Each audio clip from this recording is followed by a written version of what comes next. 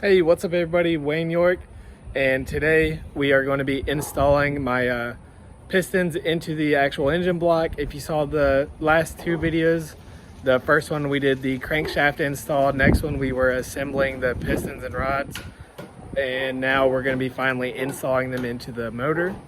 So check it out. I showed this as well on that last video, but whenever you're putting in the rod cap bearings, you do have to make sure you have them in their proper location. It'll have printed on it lower or upper.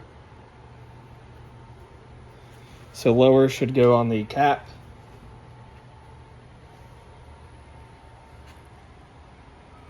The little groove you lock into place, and then just you're gonna make sure both sides are clean before you actually install it, so you don't get grit or dirt or anything in between these two surfaces here. There you go, looks good.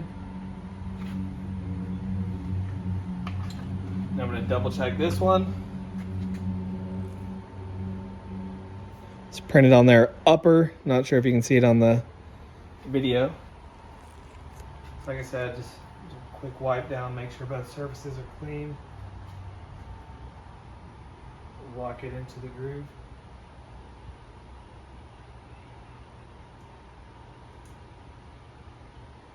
There we go. Now we're going to apply some assembly lube.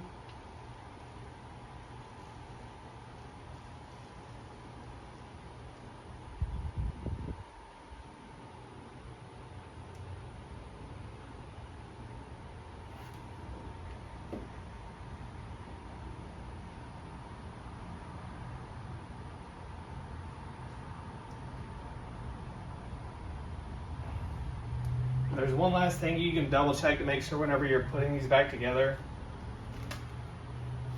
and that is going to be the side with the numbers are going to match up when on the install, and it's also both the ones where it locks into place. All right, so we're going to go ahead and get these into the motor. All right, so this is just a older style ring compressor tool. You basically slip it right over the piston, tighten it down.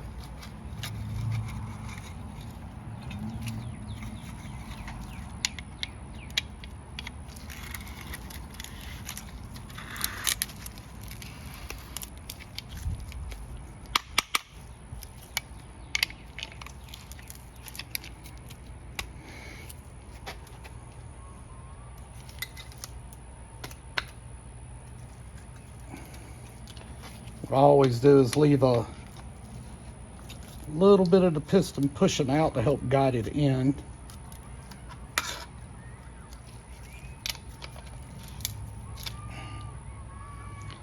Make sure all the rings are locked in good.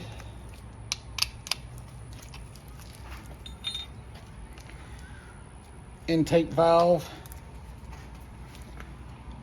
the flange towards the outside of the crank.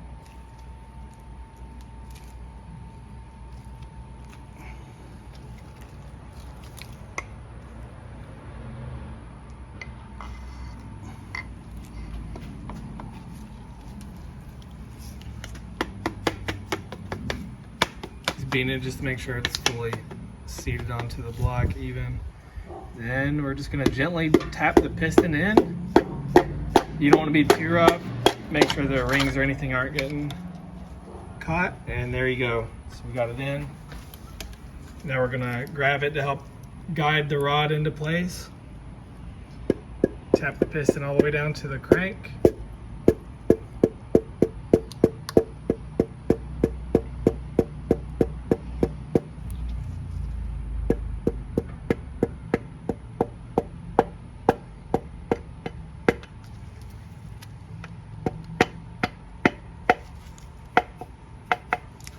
There you go. So, like I said, you want to double check the orientation of it and make sure the slightly flared edge of the rod should be facing outwards always.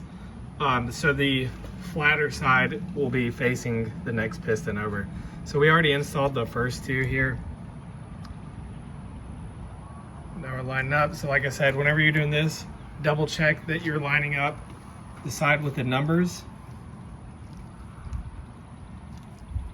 show you there. You can see the digits printed on there and there. So you know that's correct.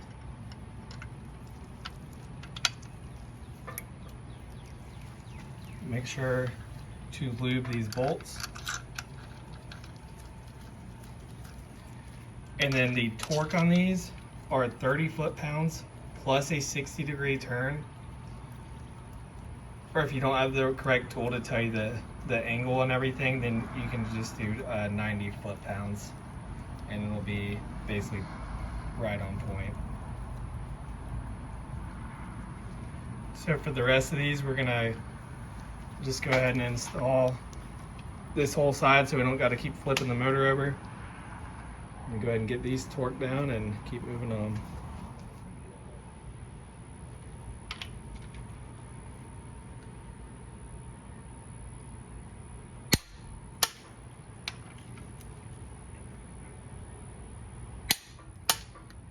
There we go, torque down. Like I said, we don't have the other tool to find the angle and everything for the degree of the turn, so we're just doing 90 foot-pounds on all these. There we go, we got 3 pistons in, 5 more to go.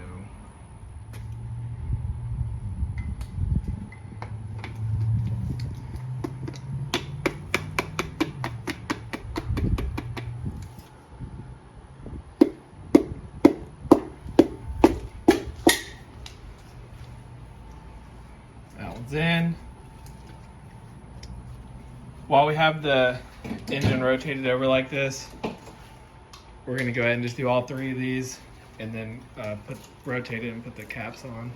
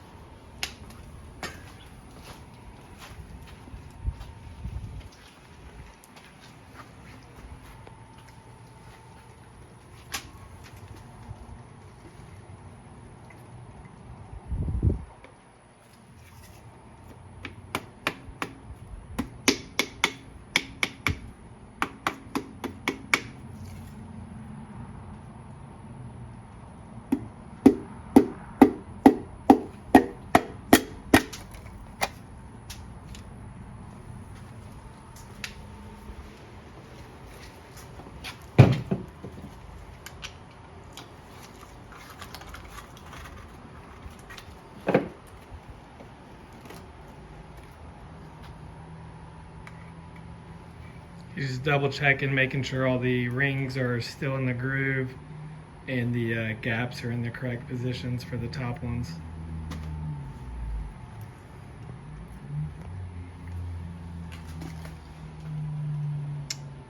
It's probably hard to see, but that oil one is overlapping, so we're gonna have to reset these real quick. So I'll go ahead and just show that too. We'll re-put these rings on.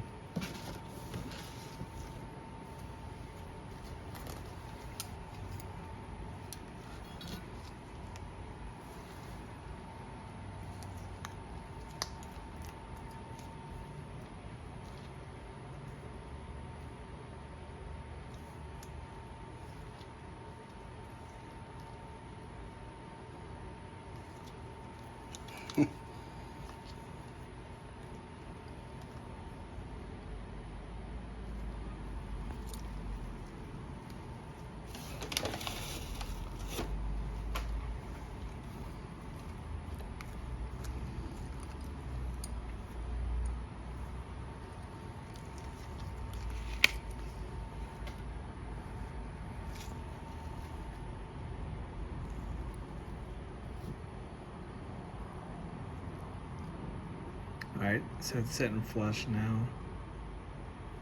If we can get it to stay that way. Sometimes they can be a pain.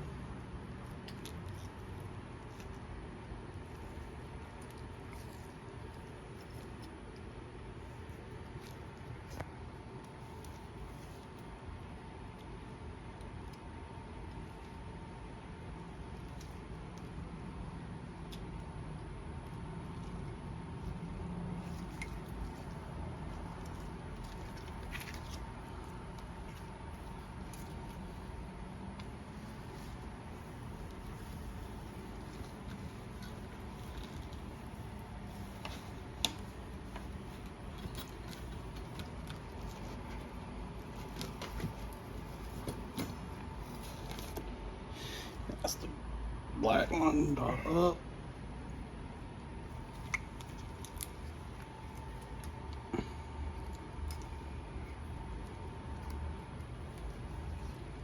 So on these top rings, it does matter which one goes where. The lower one kind of has a slight lip on the bottom side of it. It helps pull oil, and both of them to be facing the correct orientation. You should see the little M facing upwards. And then he has the gap where on this one he's putting it pointing towards this corner of the sleeve, as you can see. The second one he has just facing the opposite side. All right, they're all back on. Get the rings compressed and throw in this last piston.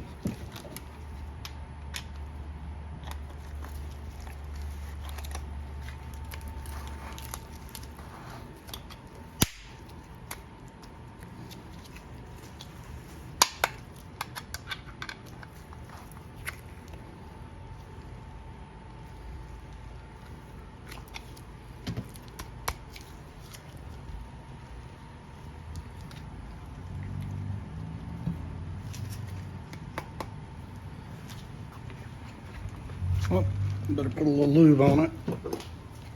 And I know I said it on the previous video, but I know all you guys don't always see all of them. The piston rings, we have the top two gapped at 28 thousandths, and that's set up for boost.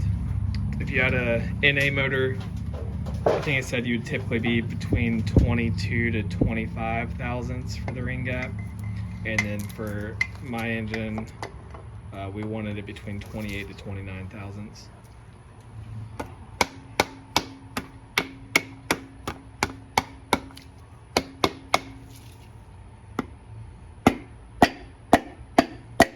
There we go. All 8 pistons are in. We're going to rotate this over and get those 3 caps on. So all I'm going to do is snug this up a little bit, rotate the assembly where we get this one. Okay, and then just torque them off. Because, yeah, you don't want the bearing to turn. When it's loose like that, it can actually rotate out of that locking key, and that's not good.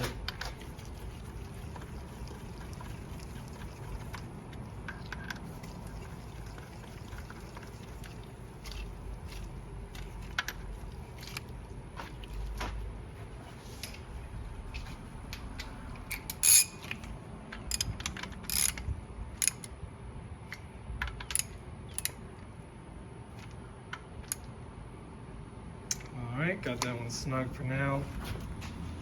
So we got all 3 of those caps on. We're going to go through, torque them down. 90 foot-pounds, and then we're going to go over every single one and just double check them.